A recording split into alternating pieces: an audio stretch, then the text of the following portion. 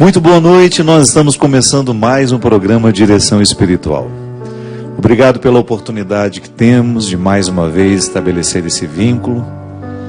Um vínculo que nos fortalece na fé, porque todas as vezes que nós temos a oportunidade de refletir quem somos à luz de Deus, à luz do sagrado, é natural que a gente encontre questionamentos e respostas que nos ajudam a viver. Interessante a gente perceber, não são só as respostas que nos ajudam a viver. Os questionamentos também nos levam adiante. E às vezes eu fico pensando que os questionamentos, eles são ainda mais instigantes para nos fazer ir adiante. Às vezes nós temos a pretensão de que são as respostas que vão nos ajudar a chegar aonde a gente quer. Não. Perguntas também nos fazem avançar. Sobretudo quando as perguntas são honestas, são sinceras e merecem ser feitas. Porque às vezes a gente perde muito tempo da nossa vida fazendo a pergunta errada. Mesmo porque às vezes a realidade nem comporta perguntas. Sempre que eu tenho oportunidade de estar diante de uma mãe, por exemplo, que perdeu seu filho, é natural que ela queira se fazer essa pergunta: por que meu filho morreu? E olhando para nós faz também essa pergunta: padre, por que meu filho morreu? Essa pergunta nunca poderá ser respondida. E neste momento, o que a gente mais precisa fazer é calar o nosso coração e contemplar o mistério que nos envolve e permitir que Deus vá nos respondendo aos poucos. Eu não sei por que o filho morre, mas eu sei que nós precisamos continuar a vida. Precisamos continuar vivendo, precisamos dar conta de tudo aquilo que nos rodeia. Muitas vezes, quando nós perdemos, quando nós somos injustiçados, quando nós estamos amargurados, a primeira coisa que a gente quer fazer é perguntar o motivo de tudo isso. Mas nem sempre nós teremos a resposta para continuar. E a gente precisa continuar. E então, a gente descobre a mística da pergunta. Tá bom, eu não posso responder. Eu vou adiante. Eu vou aceitar o desafio de caminhar com a pergunta dentro do coração. Eu não vou querer forjar uma resposta que não é para agora. Eu não vou permitir que esta pergunta venha me impedir. Eu não posso permitir que a pergunta que faço me impeça de continuar a minha vida. Toda vez que nós estamos movidos por uma pergunta saudável, Deus ganha um grande espaço para crescer dentro de nós. E é assim que a gente cresce, à medida que Deus cresce em nós. Pode parecer estranho isso, né?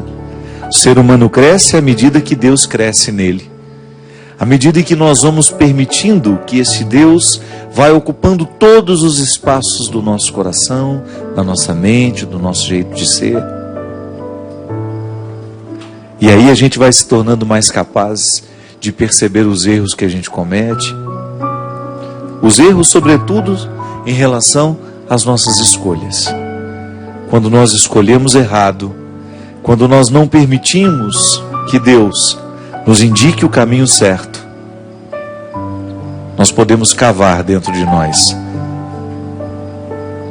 Nós podemos abrir dentro de nós as estradas do insucesso. E é por isso que a gente precisa ter um coração sempre diante da luz. É preciso colocar diariamente a nossa cabeça, a nossa mente, como nos sugeria São Paulo, para que o Espírito possa penetrar todas as estruturas que nos compõem, né? Para que a gente tenha condições de perceber melhor a vida que nós estamos vivendo. E hoje o programa de Direção Espiritual recebe um ser humano que eu considero muito honesto com todo esse processo. Primeiro porque ele vive para evangelizar. Ele descobriu muito cedo que para poder pregar a palavra de Deus é preciso vivê-la com muita coerência no dia a dia. E desde então, desde aquele descobrimento, Deus se tornou muito grande através deste homem e fala através dele a todos nós. Boa noite, seu Eugênio. Boa noite, meu amigo. Que honra, meu amigo, receber você aqui. Estamos de volta aqui. E que alegria, que alegria. Para mim é uma alegria ter você aqui perto de mim. Eu que já tantas vezes me abasteci com o seu ministério. Que bom, meu irmão. Já que fomos tantas vezes amizade antiga. Para a estrada, né? Vamos começar cantando a música da sua conversão, então? Claro, vamos. É uma música que eu gosto muito e eu convidei o Eugênio para estar comigo hoje. Ele sabe que eu estou muito cansado. Muito, muito. E eu tenho vivido um momento difícil da minha vida e vou me cercar dos amigos para me ajudar a levar o programa, sobretudo quando eu perceber que a barra está muito pesada. E aí, quando eu cheguei aqui, o que a gente pode cantar? Ele me disse, vamos cantar, falou a música. Este pranto em minhas mãos. Este pranto em minhas mãos. E logo em seguida ele disse, a música da minha conversão. Ela ganhou ainda mais um significado mais bonito para este programa. Sim. Vamos lá. Senhor Christian, boa noite. Tudo certinho? Grande Christian. Então tá bom. Muito alegre eu te pedi o que era meu, partir, um sonho tão normal.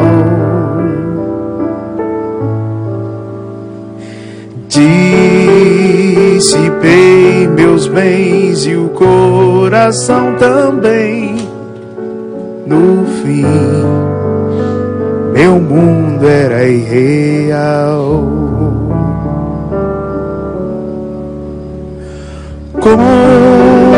Confiei no teu amor e voltei.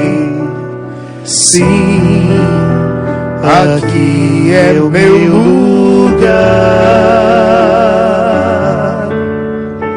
Eu gastei teus bens, ó Pai, e te dou este pranto em minhas mãos. 1000 amigos conheci, disseram adeus, caiu a solidão em mim. Um patrão cruel levou-me a refletir. Meu pai não trata um servo assim.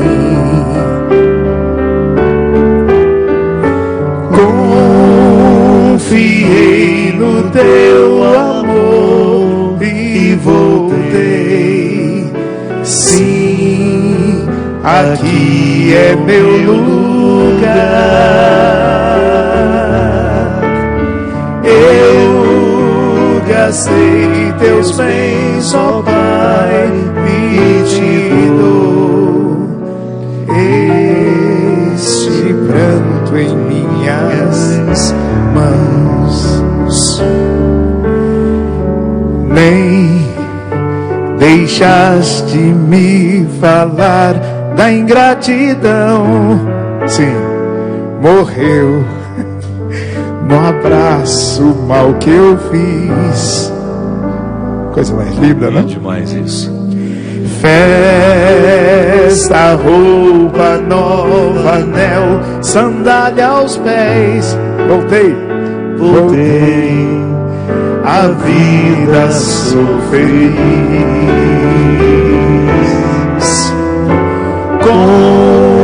Confiei no teu amor e voltei. Sim, aqui é meu lugar. Eu gastei teus bens, ó Pai, e te dou este pranto em minhas mãos. Você confia no seu amor, vai. Confiei no teu amor e voltei. Sim, aqui é o meu lugar. Eu gastei teus bens, ó Pai, e te dou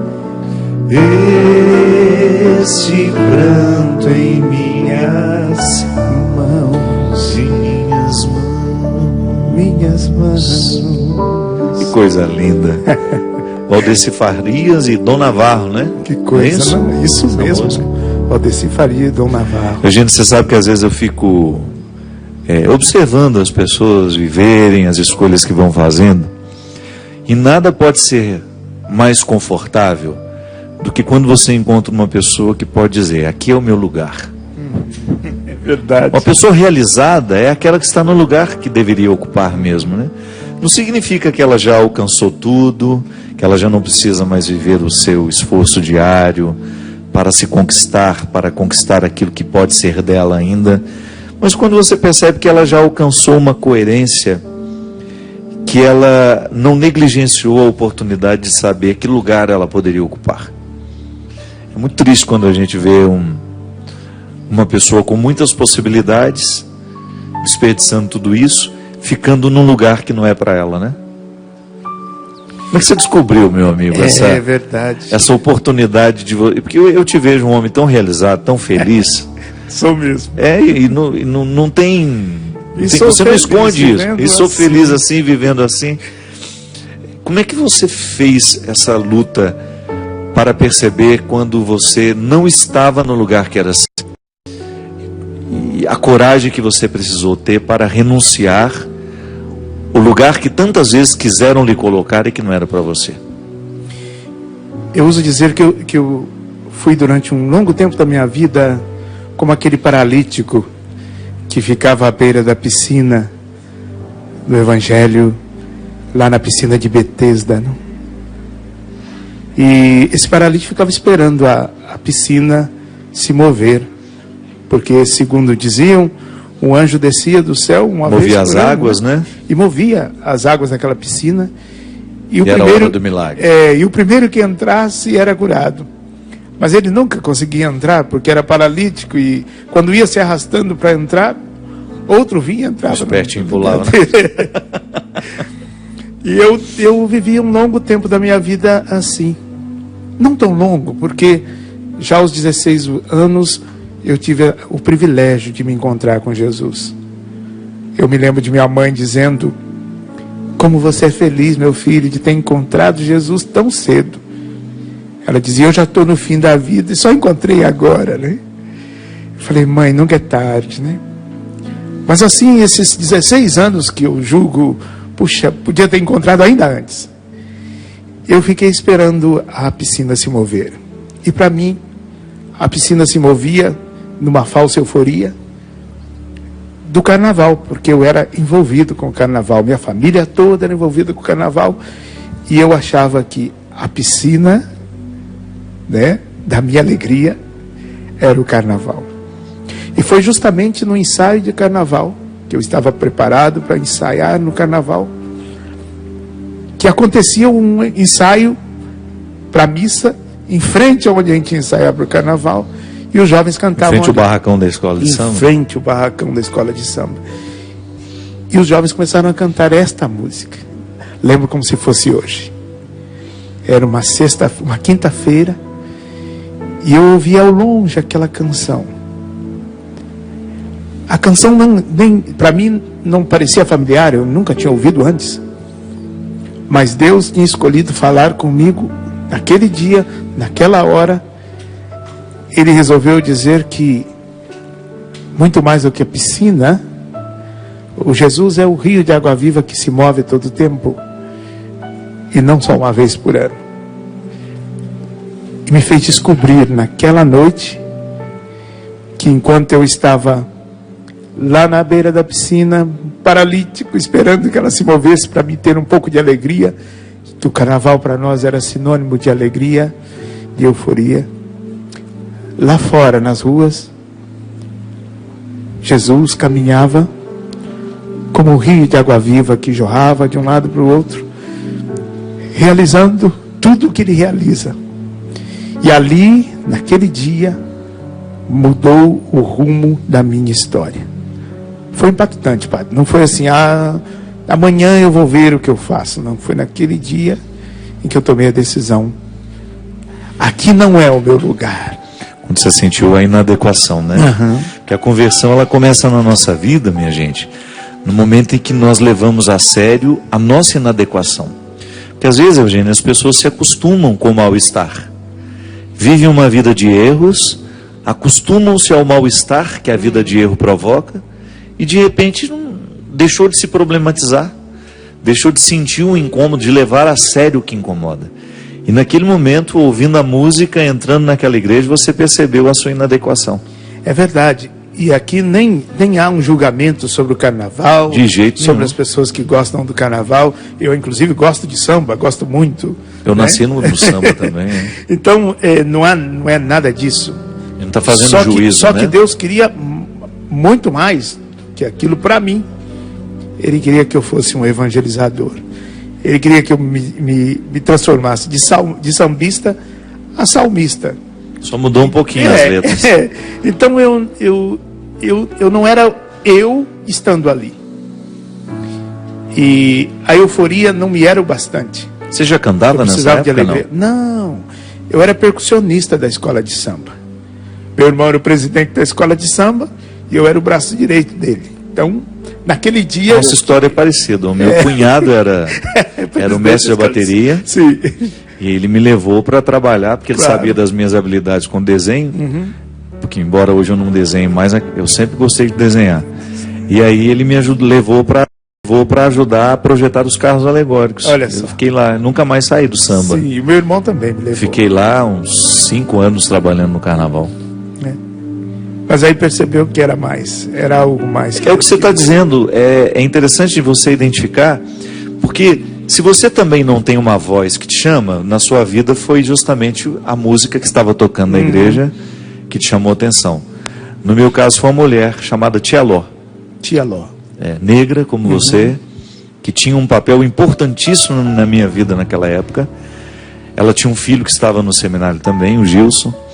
E ela sabia do meu desejo de ser padre, porque eu já nasci com esse desejo. Que lindo. Eu desde menininho, quando alguém me perguntava o que você quer ser na vida, eu falava que era padre. Mas é claro que depois você vai fazendo outras escolhas e esses desejos ficam adormecidos dentro de nós. E o carnaval me absorveu muito. Foram 5 anos muito intensos na minha vida, trabalhando nisso. E de repente ela, percebendo que existia em mim uma inadequação, ela me chamou essa atenção. Ela foi uma pessoa fundamental na minha vida para me acordar, para eu perceber que eu era a pessoa certa no lugar errado.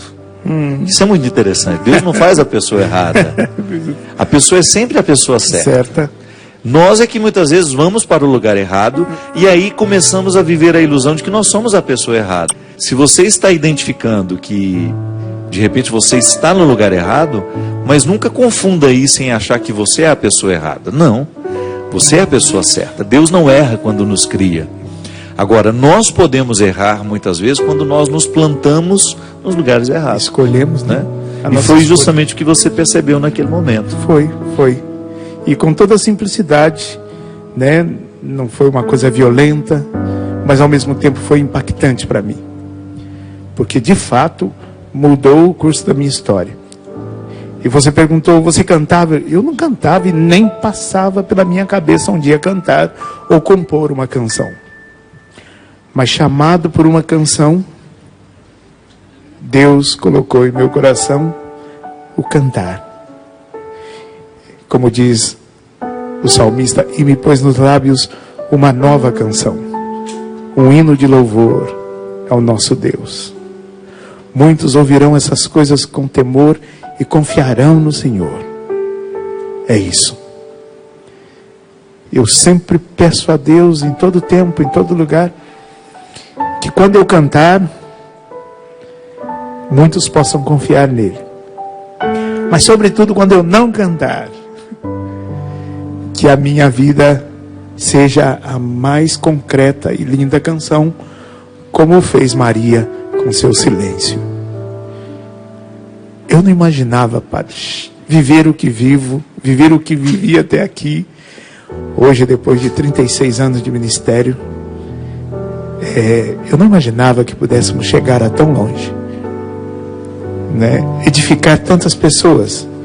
Para mim bastava edificar a mim mesmo. Em lugares, claro, essa restauração que você experimenta, já é a obra completa, né? Sim. Deus, o que mais eu gostaria, além de ter o meu coração totalmente transformado. Mas essa é uma dádiva que se desdobra. Sim. A gente não consegue guardar para a gente. É um transbordamento. É um transbordamento. Eu me lembro a primeira vez que eu tive contato com o seu ministério, foi através do Padre Léo. Padre Léo. Estive lá em Betânia agora. Você esteve agora? Foi maravilhoso.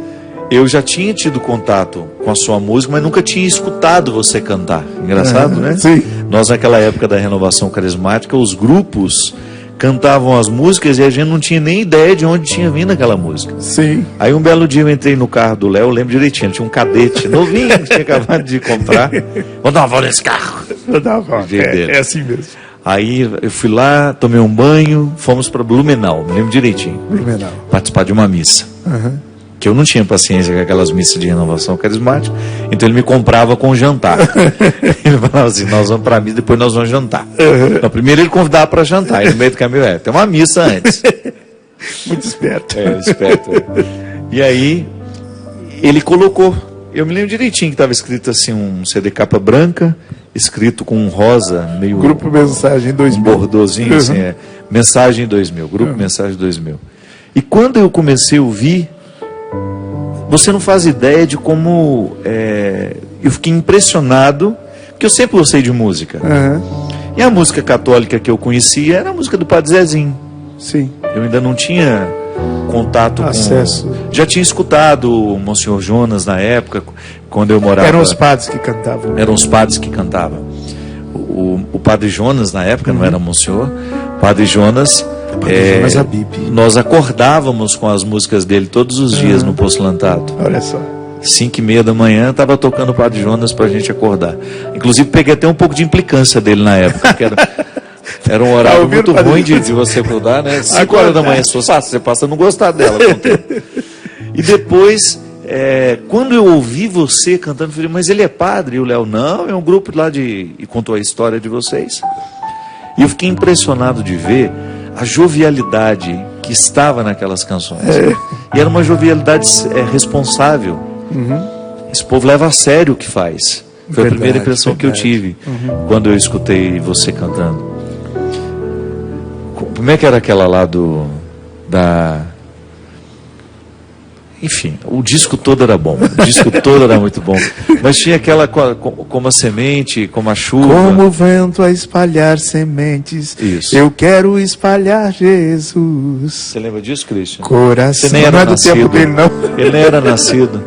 Sabe por quê? Porque nós gravamos ainda LP. Foi no LP que depois virou CD. Depois virou né? CD. Então o LP foi o nosso canto, Nossa Vida, que foi o primeiro.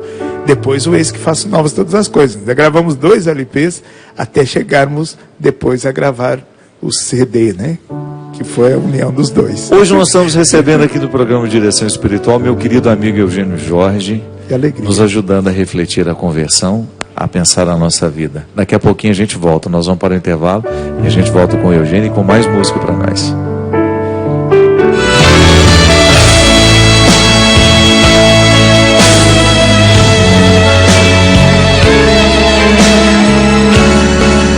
Estamos de volta com o programa Direção Espiritual, hoje falando da importância de estarmos no lugar certo. Você poderia me perguntar, mas padre, como é que eu sei que estou no lugar certo? Ou então como posso saber que não estou no lugar certo? Bem, o lugar certo é a medida em que nós estamos satisfeitos com o nosso desempenho. Quando você deita a cabeça no travesseiro e você está satisfeito com a vida que você está vendo, ainda que você esteja incomodado, porque você sabe que precisa melhorar. E a gente sabe que está no lugar errado quando prevalece aquele mal-estar, aquela indisposição que vai nos sinalizando para as mudanças que nós precisamos fazer. Agora, Eugênio, é difícil mudar, não é? É muito difícil. É difícil mudar o curso, né? Nossa Senhora. O curso da história. Eu estava me lembrando aqui que esta canção, até o senhor tinha tomado aqui a passagem, né? É a canção do filho pródigo, que tinha feito uma escolha e estava seguindo para um rumo que ele tinha escolhido. E por ter escolhido, pagava o preço da sua escolha. Só que era a pessoa certa no lugar errado. Mas graças a Deus, ele descobriu em tempo. Descobriu que ali não era o seu lugar e voltou para o lugar que era o seu lugar. Que é interessante que o Evangelho está em Lucas 15, se você quiser conferir, né? Lucas 15, a partir do versículo 11. Eugênio, o que eu acho interessante Sim. é que ele chega justamente à compreensão de que está no lugar errado, e ele ainda não retoma a consciência de si mesmo. Ele toma parte dessa consciência, que é justamente quando ele começa a perceber que ele está comendo a mesma comida dos porcos, ele pensa, bem, lá na casa do meu pai, um empregado não é tratado assim. O empregado do meu pai tem uma comida melhor do que essa que eu estou comendo. Vou voltar como empregado que vai ser melhor. Já que ele tinha aberto mão dessa filiação. É muito triste, mas o filho pródigo, esse menino aqui, quando ele pede ao pai a parte da herança que lhe cabe, é como se ele estivesse dizendo para o pai que a partir daquele momento o pai estava morto. Pedir a herança no contexto bíblico é dizer, o Senhor não existe mais para mim. E quando ele se arrepende do que estava vivendo, não sei nem se foi um arrependimento.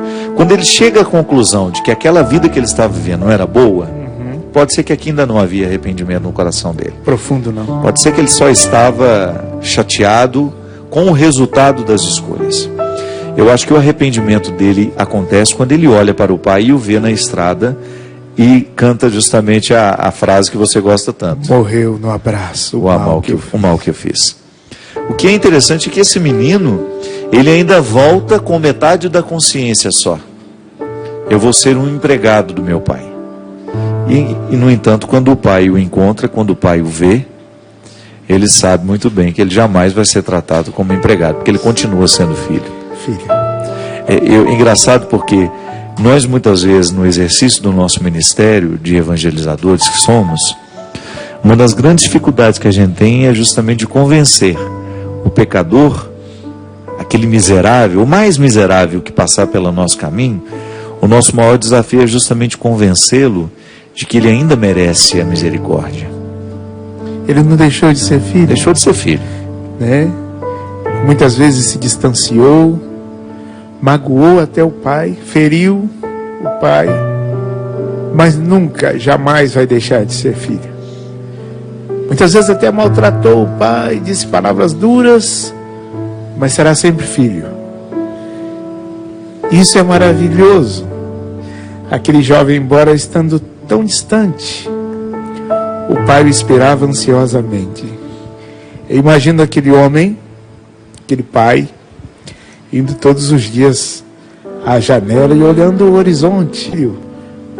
Porque o pai não esquece o filho, né? Você que é pai sabe melhor que eu, nem né? me fale. Já estou aqui com o peito apertado. É lindo porque o pai não está com o dedo apontado para onde o filho caiu. Ele está com a mão estendida de onde o filho vai se levantar. É assim que eu vejo o pai do filho pródigo, né? Aquele que não está com o dedo apontado dizendo, não te falei danado, eu falei que você ia quebrar a cara, não? Não disse ao dedo. Não. Ele está com a mão estendida dizendo, agora levanta. Fica de pé outra vez e sigamos em frente, porque a vida continua. Já que descobriu que aqui é o seu lugar, agora vamos em frente. E nós vamos em frente com a graça de Deus, com o abraço do Pai. E assim deve ser com cada um de nós. Não podemos arrefecer, desistir. Sempre é tempo de recomeçar. E recomeçar no lugar certo. Porque nós somos pessoas certas. Só precisamos encontrar o lugar em que Deus preparou, predestinou para estarmos e aí produzirmos os frutos, não, padre? É o que a gente falava no início do programa. Muitas vezes nós ficamos ávidos por respostas. Sim. Mas às vezes uma pergunta vai nos mover com muito mais intensidade do que uma resposta. E é por isso que a gente precisa se interrogar diariamente, levar a sério os desassossegos. Nós não podemos nos acostumar com o que nos incomoda. A gente precisa prestar muita atenção nos sinais que a vida vai nos dando, nos indicando que nós estamos no lugar errado. Engraçado que o caminho de retorno desse menino começou justamente no momento em que ele teve coragem de perguntar: será que essa é a vida que eu posso ter? Será que a consequência do meu pecado só me entrega essa vida miserável que hoje me resta? E foi justamente no momento em que ele trabalhou com a possibilidade de voltar para ser empregado. Mas a reconciliação que o pai oferece ao filho não é só devolver a ele a oportunidade de estar por perto, mas é de ser reintegrado à família. Apesar de ter queimado toda... Lá em Minas a gente fala isso, né? Queimou o dinheiro que tinha, né? Desperdiçou todos os bens materiais que tinha. Mas ainda havia ficado uma riqueza, que era justamente o fato de ser filho daquele homem. E isso os ligava profundamente. É interessante, Eugênio, porque eu, como padre, encontro muitas vezes pessoas certas nos lugares errados. E às vezes a minha indignação é justamente de perceber que muitas vezes o movimento do mundo, da própria estrutura familiar, é de se acostumar com as pessoas certas nos lugares errados. Isso é muito triste. É muito triste. Você vê uma pessoa desperdiçar a única vida que ela tem, porque nós não acreditamos em reencarnação. Então, uma pessoa desperdiçar a vida que... Ainda que acreditasse em muitas vidas, a vida é muito sagrada para ser desperdiçada. Ainda que eu tivesse muitas outras vidas, uma única vida precisa ser vivida com qualidade. É verdade. Nós não podemos brincar com essa oportunidade que a gente tem de ser quem a gente pode ser. De buscar lá no fundo das nossas possibilidades o fato que nos mantém em pé diariamente, lutando, trabalhando para que o nosso lugar seja construído. O senhor dizia que muitas pessoas podem estar perguntando: mas quando que eu vou saber se eu estou no lugar certo ou se eu não estou? E eu estava aqui enquanto ouvia, pensando, é uma boa pergunta, que exige uma boa resposta. Eu acho que o grande sinal de que nós estamos no lugar certo é a nossa vida transbordante. Porque a vida é para se transbordar.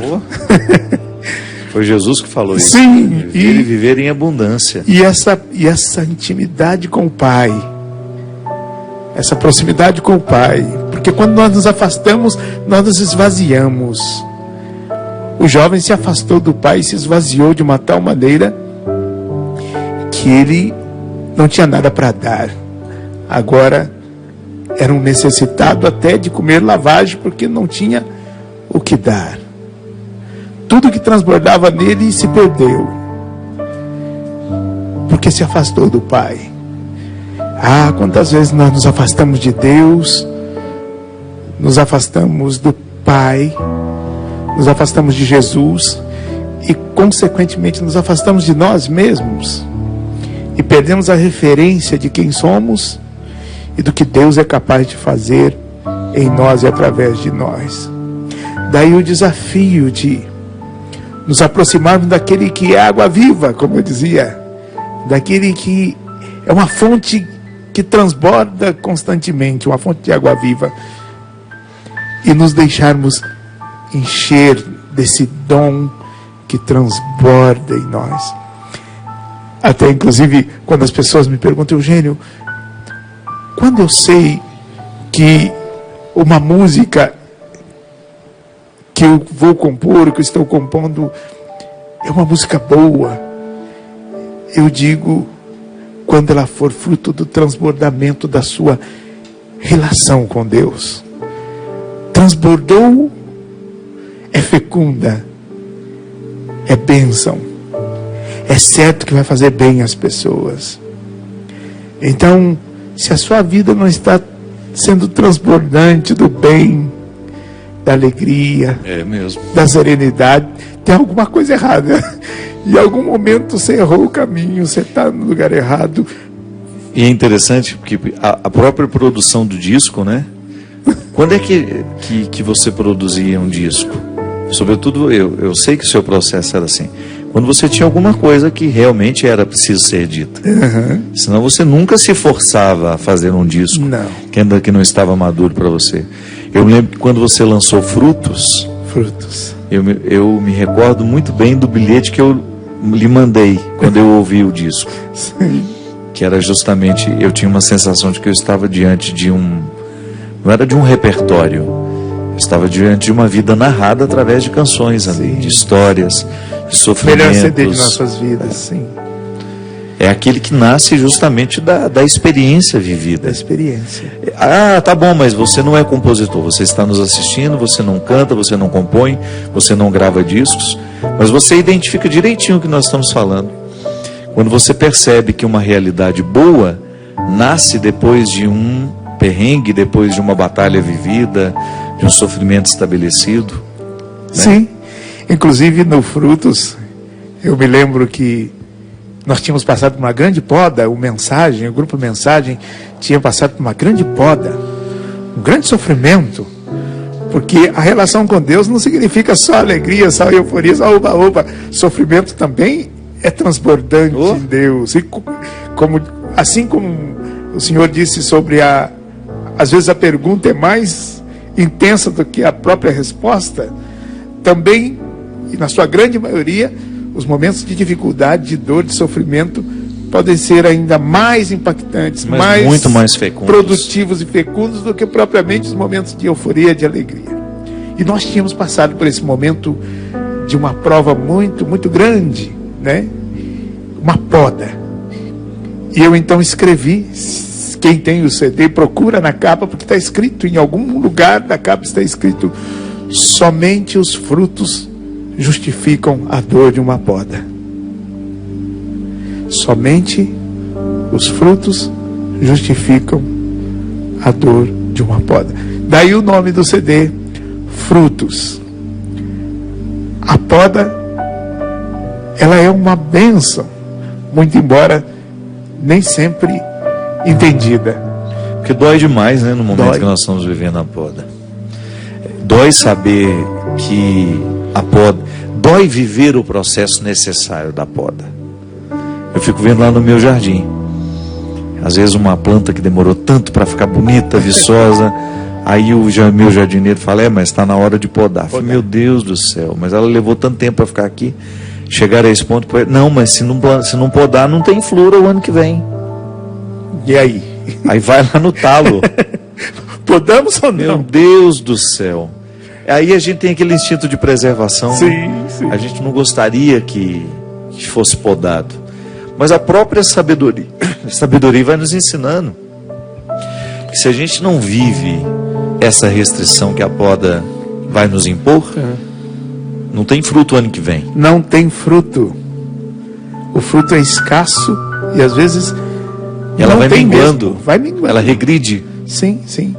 Eu me lembro de uma mangueira que tinha no quintal da minha casa. Eu era criança e eu via. Minha mãe pegava o facão e feria o tronco da mangueira todo ano. Eu dizia: mãe, mas a senhora está machucando a árvore, né? E ela batia assim, ia batendo em volta e ferindo o caule. Quando não se podia, como ela não podia subir naquela mangueira imensa e fazer a poda, ela feria o caule, né? O tronco da mangueira, e a mangueira dava tanta manga. Eu não sei qual é o processo que acontecia ali, mas a sabedoria da minha mãe era linda. E ela se recompunha e de novo a casca voltava para o lugar e a mangueira ficava nova em folha, mas tinha que ferir até sair aquele caldo, né, do tronco. Mas eu falava: mãe, por que está fazendo isso? Uma vez que ela não podia subir na mangueira, e podar os seus galhos, a palavra é forte, né? Ela feria o tronco da mangueira. Eu achava terrível. Mas a mangueira, que era sábia, ficava agradecida, eu acho. Dizia: obrigado por me permitir ser totalmente aquilo que eu sou chamado a ser, plantado aqui nesse lugar. E poder produzir o fruto que eu tanto desejo produzir. O desafio do amor é justamente esse: é você estar na vida do outro para poder ferir, ou melhor, até mesmo administrar. Eu sempre digo isso: não precisa correr atrás de sofrimento, não, ele vem. É só viver do jeito certo, que as questões vão aparecer. Nós vamos ter que administrar o sofrimento. Eu me lembro que um dos exemplos que eu tenho dessa história aí, de ser a pessoa certa no lugar errado, era quando eu era menino, Eugênio. Eu me lembro, o meu pai teve um momento da vida dele em que o álcool destruiu a nossa casa. Foi muito difícil, muito pesado viver aqui. Isso. E aí um dia, alguém bateu lá na porta de casa, dizendo que o meu pai estava caído na rua. Ele tinha voltado do trabalho, certamente depois do trabalho dele, ele parou em algum barzinho, algum bar, bebeu muito e não conseguiu voltar. Ele vinha sempre na bicicleta dele. E eu me lembro que fui eu, minha mãe e meu irmão buscá-lo. Tinha chovido, me lembro direitinho. E o meu pai estava caído ali naquela sarjeta, entre a calçada e a rua. A bicicleta dele caída assim, ele sujo de terra, sujo daquela... Ele assim, tentando se equilibrar e não conseguia. Eu sei que na hora eu senti vergonha do meu pai. Era o sentimento que uma criança podia ter. Medo de algum coleguinha meu ver o meu pai naquela situação. Depois que o tempo passou, Eugênio, eu identifiquei que aquilo não era vergonha, era uma indignação. Uma indignação de ver a pessoa certa no lugar errado. É claro que eu não tinha a compreensão para fazer esse argumento, mas já era uma intuição de que muitas vezes nós, por causa das escolhas erradas que vamos fazendo, nós vamos assumindo o lugar errado. Somos a pessoa certa, mas nós vamos assumindo o lugar errado. E a gente vai aceitando os lugares errados que as nossas escolhas vão nos colocando. Sou muito grato a Deus por ter permitido que meu pai morresse curado de tudo isso. Louvado seja. Porque ele também se envergonhou, tenho certeza. Ele era um homem de caráter, ele era um homem muito trabalhador. E eu tenho certeza que aquela cena não combinava com ele. Eu acho que foi um dos elementos que fez com que meu pai parasse de beber. Quando ele percebeu que o álcool estava fazendo com que ele, pessoa certa, estivesse no lugar errado. E às vezes eu fico pensando, Eugênio, que o nosso trabalho amoroso, que a evangelização precisa ser um ato de amor. De amor, todo o tempo. O tempo todo. Eu acho que nós precisamos aprender diariamente a lidar com essa possibilidade de comunicar aos que estão nos lugares errados que existe um lugar muito mais interessante para ele poder assumir.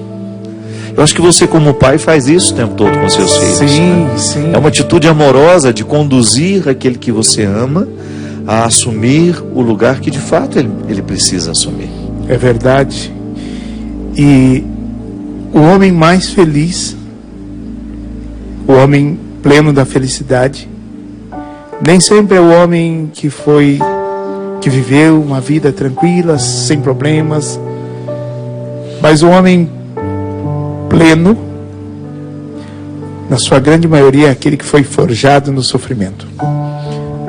Forjado no sofrimento. Porque quando chega a felicidade, sabe o que significa ser feliz. E é assim que eu estou me sentindo. É isso mesmo. Entende? Sabe distinguir Obrigado, meu o que é felicidade e o que é sofrimento. E segue a vida feliz, Padre, feliz. Muito obrigado por você permitir que a sua alegria seja um testemunho vivo de Deus entre nós, viu? Obrigado pelo carinho, pela oportunidade de estar comigo nesse programa. Que bom, que bom. Deus te abençoe sempre mais. Amém. Eu que fico agradecido de contar comigo. Como você disse, Estou cansado e vou me cercar de amigos para descansar. Que privilégio poder ser chamado de amigo. O privilégio é meu. Obrigado, meu Obrigado. irmão. E a você que está em casa, não perca a oportunidade de descobrir o seu lugar. Se você identifica aí que existem incômodos, preste atenção neles. Ouse fazer a pergunta que terá o poder de te fazer chegar ao lugar que você realmente precisa assumir e estar. Que Deus abençoe seu propósito, que Deus abençoe as suas perguntas e que Ele possa lhe conduzir com serenidade ao caminho de luta que certamente essa pergunta bem feita pode desencadear em você. Vai buscar o seu lugar, nunca é tarde para a gente tomar essa iniciativa. Derrame sobre nós, sobre os nossos corações, a bênção e a proteção do céu, do Deus Todo-Poderoso, Pai, Filho e Espírito Santo. Amém. Até a semana que vem, se Deus quiser.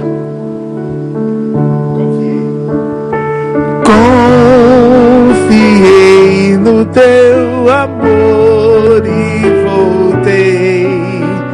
Sim, aqui é meu lugar.